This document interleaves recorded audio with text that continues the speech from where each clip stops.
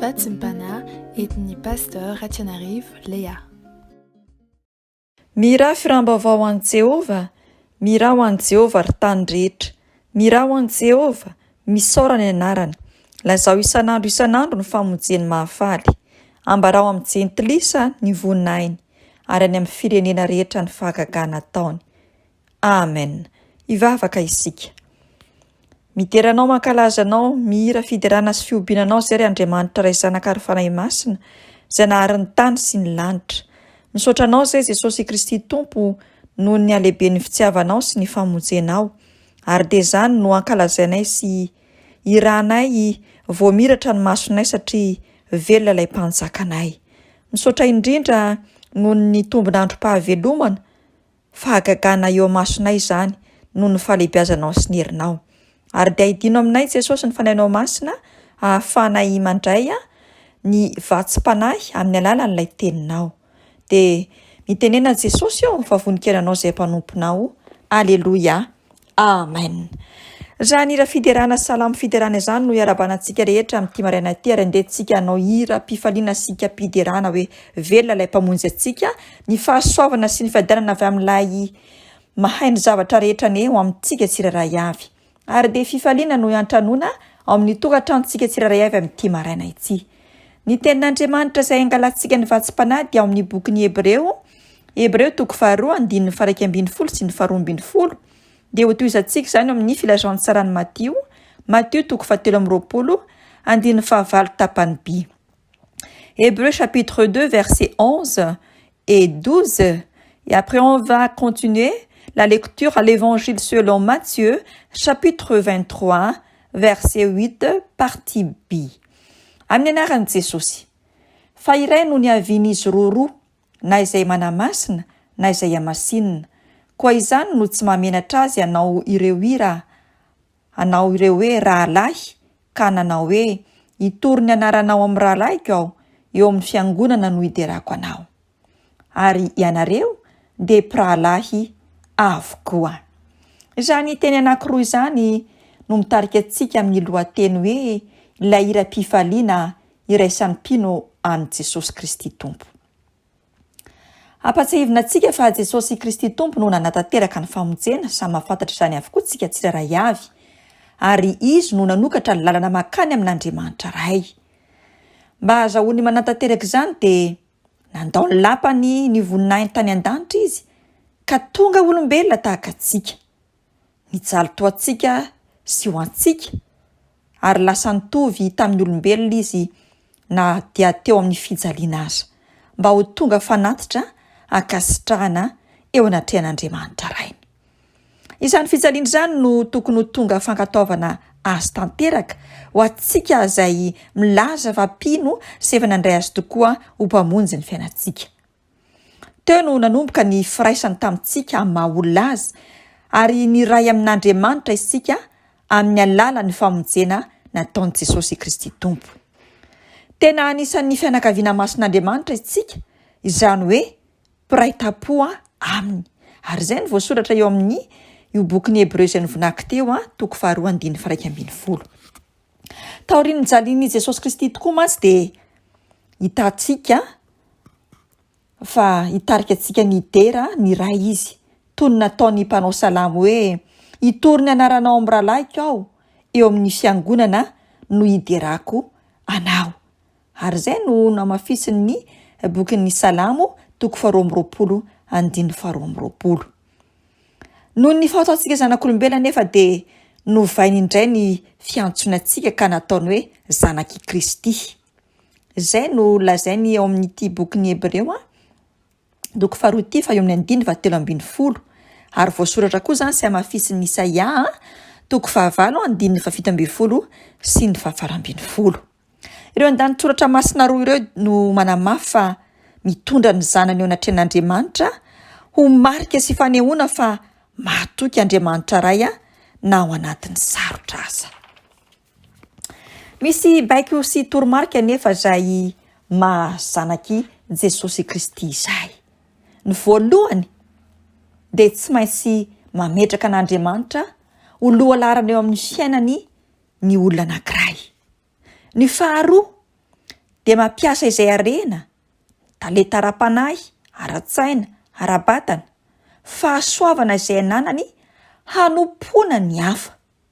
Izany hoe ny fitsipika arahina araka an'io Matthieu 7:20-20 io dia Andriamanitra ny voalohany, ny hafa ny faharoa, izany hoe ny rahalahy ny faharoa, ary ny tenantsika no farany.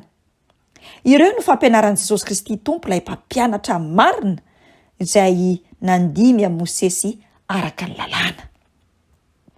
Ny fanalahidy ahafahantsika manatanteraka ireo baiko sy fitsipika voalaza teo ambony ireo dia fanompoana sy ny fanetretena no fanafodiny ny fihaverantena ho zavatra. Samy mahalala sy mahafantatra isika fa ny firenena tsirairay avy dia manana ny hymne national ho isika, izay ampisehoany fa misy ny firalahin'ny mpiray-tanindrazana, ary tsy ambakan'izany isika malagasy izay ankalaza ny fetin'ny fahaleovantena afaka 5 andro monja. Eny fa na dia atao hoe saritsary ny ara izany fahaleovantena izany satria mbola iarahantsika mahita sy mahalala ny zava-miseho. Inona nefa ny zava-misy sy mitranga amin'izao vanim-potoana iainantsika izao? Mampalahelo fa ilay hira mpiraisana na hira-pirenena hozy isika hymne national, ifanarahana izay noeverina fa hira-pifaliana ho an'ny rehetra isam-pirenena dia tsy misy fampiarana azy akory. Hitantaratra izany koa amin'ity andro ity, tonga amintsika izay milaza fa mpino an'i Jesosy Kristy Tompo. Isika izay manaradia an'i Jesosy dia manana hira-pifaliana iraisana. Tsy inona izany fa arak'izay novonakintsika teny am-piandohana. Ny ranosika kristiana tsirairay avy, hitory ny anaran'i Jesosy Kristy sy Andriamanitra iray amin'ny rahalahintsika, anapavintsika, rahavavintsika, tsy hakanavaka amin'ny alalan'ny fitarian'ny fanahy masina. Izany hoe hanambara ilay fitiavana dia ilay fitiavam-pe manolotra foana. Izay ilay hira-pifaliana iraisantsika meno. Tsy hita eo amin'izao tontolo izao na samy hoe milaza fa kristianina intsony izany firalahiana izany fa very. Ny fitiavan-tena no mameno ny tany, mameno ny fiangonana, mameno ny fiarahamonina. Izany hoe jeu aloha izay vao tu indrisy. Avakô izay mihaino izao vatsim-panahy izao, Jesosy Kristy tonga teto ambonin'ny tany maty, nitsangana tamin'ny maty, ary izay ny fototry ny finoana izay milaza fa kristianina, ka mahatonga antsika tsirairay avy ho zanak'Andriamanitra ho an'izay rehetra manaiky sy hakatoy ny tenany. Jesosy Kristy Tompo no miantso antsika hoe rahalahy, ranabavy. Kaoka isika hiaino izany firalahiana ao amin'Andriamanitra izany amin'ny alalan'ny finoana izay raisantsika amin'ny Kristy Jesosy.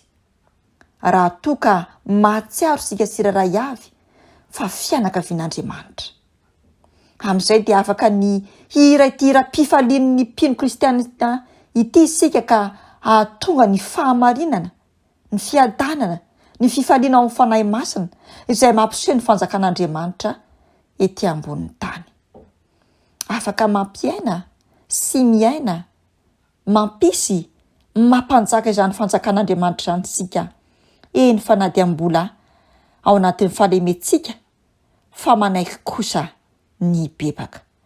Dia ho tanteraka ny hira-pifaliana, ny famindram-pon'Andriamanitra amin'ny alalan'ny Jesosy Kristy Tompo mpamonjy. Amen. Vavaka isika tompoko. Indreny hafalianay Jesosy tamin'ity maraina ity. Nampafantarinao izahay izany hoe misy hira-pifaliana anie iraisanay mino ao aminao Kristy Jesosy. Ary ianao mihitsy nefa milazanay hoe ianareo dia mpirahalahy, mpirahavavy, mpianadahy avokoa ao amin'ny Tompo.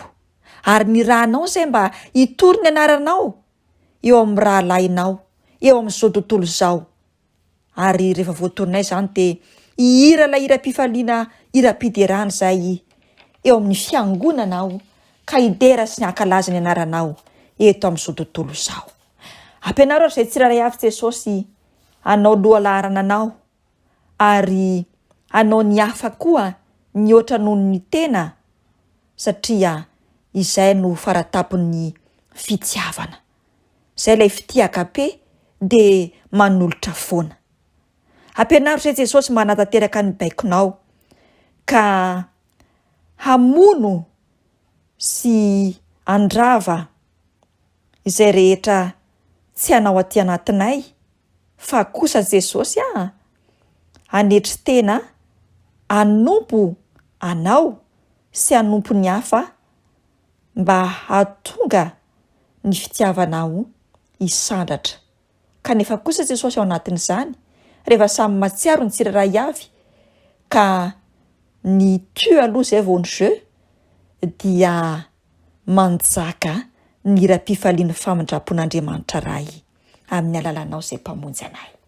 Anao Jesosy Kristy ilay fitiavana hitoetra aty anatinay ka ho tena vavolombelonao izay ira ilay ira-piderana sy ira-pifaliana ahafahanay mampanjaka ny fanjakanao eto amin'izao tontolo izao. Raisintsotra izay tonoina amin'ny anaran'i Jesosy Kristy Tompo. Ilay Andriamanitra loharanom-pitiavana naniraka an'i Jesosy Kristy Tompo mpamindra fo sy mpamela heloka ary mpamonjy atsika no maniraka atsika amin'ity anio ity hoe mandehana irao ikao ny ira-pifaliana ao amin'i Jesosy Kristy Tompo. Ho tanteraka tokoa an'izany. Aleluia. Amen.